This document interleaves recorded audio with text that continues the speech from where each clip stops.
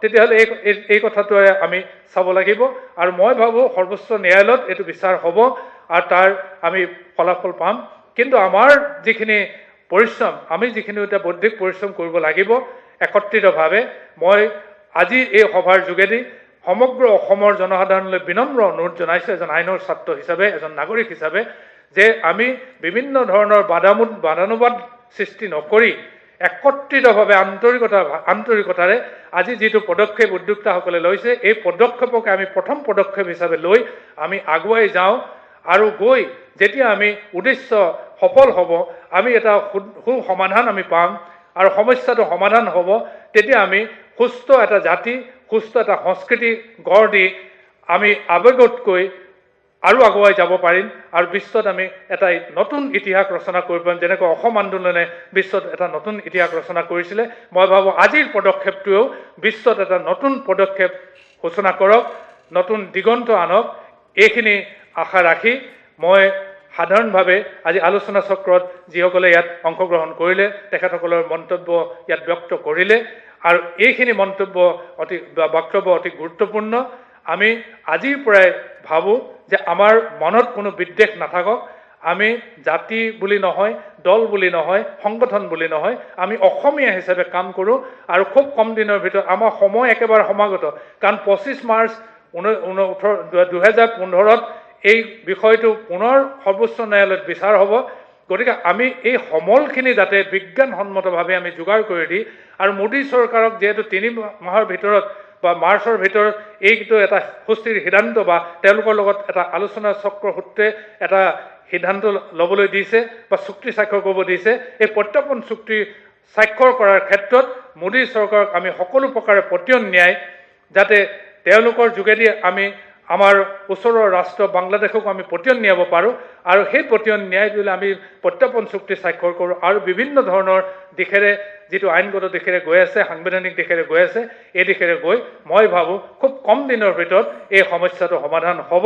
আৰু যদি আমি আকৌ যদি বৈষম্যভাৱে চিন্তা কৰোঁ তেতিয়াহ'লে মই ভাবোঁ আকৌ সেই সমস্যা হৈ থাকিব এই সমস্যা বেয়াৰ পৰা বেয়াৰ ফাললৈ গৈ থাকিব আৰু আমি আমাৰ জাতি আমাৰ অস্তিত্ব বিপদাপন্ন হ'ব সেইকাৰণে মই বিনম্ৰ অনুৰোধ জনাইছোঁ সকলোকে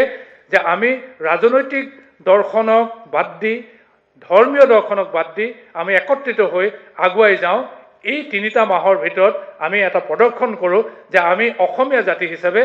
এইটো আন্তৰিকতা লৈছে এই সমস্যাটো সমাধান কৰাৰ ক্ষেত্ৰত আৰু সৰ্বোচ্চ ন্যায়ালয়ে যিটো পদক্ষেপ লৈছে সেই পদক্ষেপক সন্মান জনাই আমি একত্ৰিতভাৱে তেখেতক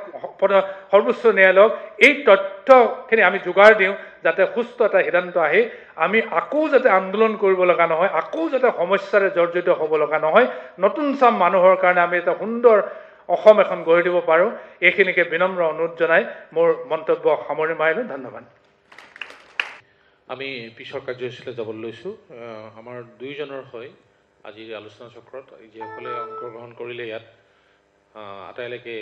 আমি ধন্যবাদ জনাইছোঁ কৃতজ্ঞতা জনাইছোঁ আৰু এতিয়া ইয়াৰ পিছৰ কাৰ্যসূচী অনুসৰি এডপশ্যন অফ ৰিজলিউশ্যন আৰু লগতে ভোট অফ থেংকছ দিব ডক্টৰ অৰূপজ্যোতি কলিতা আমি আশা ৰাখিছোঁ যে এয়া গোহাঁই ছাৰে কোৱাৰ নিচিনাকৈ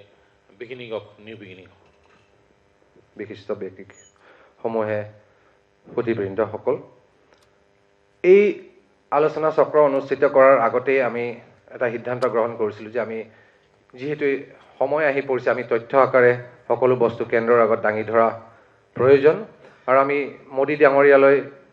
এটা এপইণ্টমেণ্টৰ কাৰণে ৰিকুৱেষ্ট পঠাইছিলোঁ আৰু আমি গম পাইছোঁ যে অলপতে তেওঁ আমাক এই সুযোগটো দিব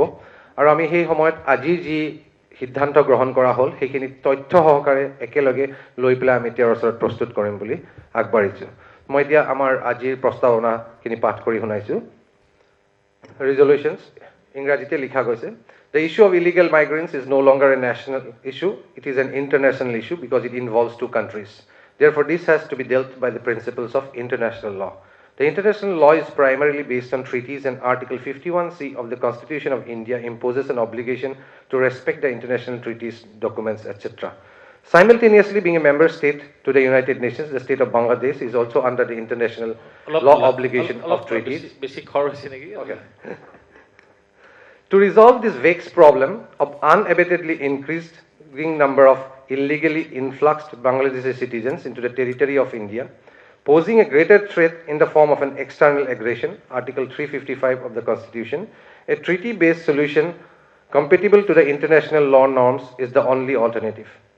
Government of India will have to initiate its obligation as per the directive of the Honorable Supreme Court of India to negotiate with the state of Bangladesh and diplomatically convince them to come forward to sign the repatriation treaty with India in connection with the illegal immigrants who are citizens of Bangladesh by birth and their descendants. To support this proposal, we may draw the attention of the government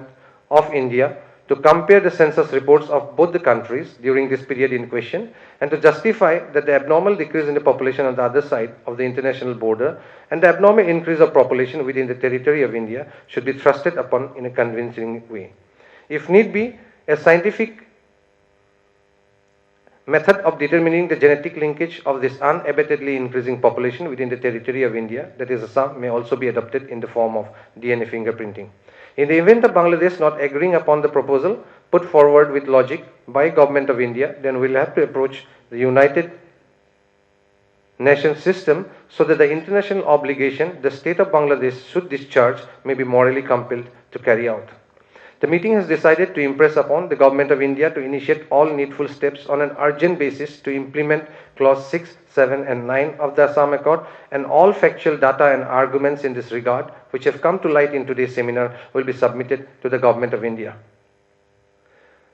The oft-repeated accusation that the Assam Accord Memorandum of Settlement is not legally valid and is faulty does not hold ground because the circumstances and period when this agreement was signed is completely different from the international scenario and situation today. And hence, looking back at an accord signed 29 years back from today's perspective is not justified. If need be, because of the changed circumstances and international norms, a logical and factually justified demand may be placed upon the Government of India for addition of some more required clauses which may have become relevant in today's changed national and international scenario in the said accord to make it more effective and relevant in today's circumstances. The oft-repeated accusation that the Assam Accord Memorandum of Settlement is not legally valid and is faulty does not hold ground because the circumstances and period when this accord was signed is completely different from the international scenario and situation today. And hence, looking back at an accord signed 29 years back from today's perspective is not justified. If need be, because of changed circumstances and international norms, a logical and factually justified demand may be placed upon the Government of India for addition of some more required clauses which may have become relevant in today's changed national and international scenario in the said accord to make it more effective and relevant in today's circumstances.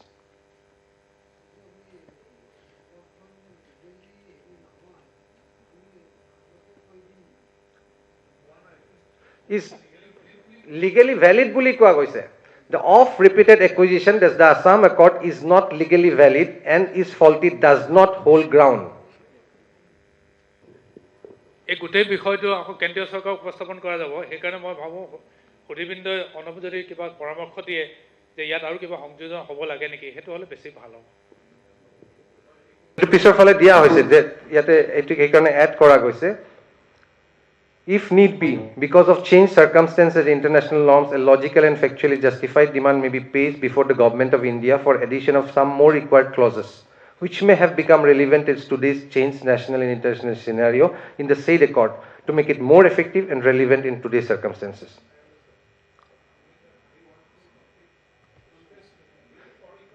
No, this is not the final proposal. Eti ami yar logot factual data bilak add koribo lagibo. মই আগতে কৈছো যে ইয়াৰ লগত factual ডাটাখিনি add কৰাৰ পিছতহে আমি submit কৰিম। চ' মই এতিয়া নেক্সট আগবাঢ়িছোঁ ভোট অফ থেংকছলৈ। আজিৰ সভাৰ সঞ্চালক মণ্ডলী গোহাঁই ছাৰ আৰু বৰুৱা ছাৰলৈ বিশেষ ধন্যবাদ আগবঢ়াইছোঁ। তেওঁলোকে ইমানখিনি সময় দিলে আৰু এই সভা অনুষ্ঠিত কৰাৰ আগতেও বহু সময় দিছে আমাৰ লগত বহি কথাখিনি বিতংভাৱে আলোচনা কৰিবলৈ। মই যেতিয়া তেওঁলোকৰ ওচৰলৈ প্ৰথম গৈছিলোঁ খুব ভয় লাগি আছিল, কাৰণ চিকিৎসা বিজ্ঞানৰ বাহিৰৰ কথা এটাত হাত দিছিল আৰু মই ভাবিছিলোঁ তেওঁলোকে ভালেই পায় নে বেয়াই পায়। আৰু যেতিয়া যুক্তি সহকাৰে কথা কিছুমান আলোচনা কৰিছিলোঁ আৰু দেখিছিলোঁ যে তেওঁলোকেও বিচাৰে যে এইবিলাক কথা উত্থাপন হওক, আৰু তাৰপিছত তেওঁলোকে যিখিনি সঁহাৰি জনালে তাৰ বাবে তেওঁলোকক অশেষ ধন্যবাদ জনালোঁ আৰু আশা কৰোঁ ছাৰ আমাৰ এই প্ৰচেষ্টাত আপোনালোকে সদায় থাকিব আমাৰ লগত। আজি সভাত যিসকল বক্তাই আমাৰ ইয়াত আহিলে আৰু নিজৰ বক্তব্য দাঙি ধৰিলে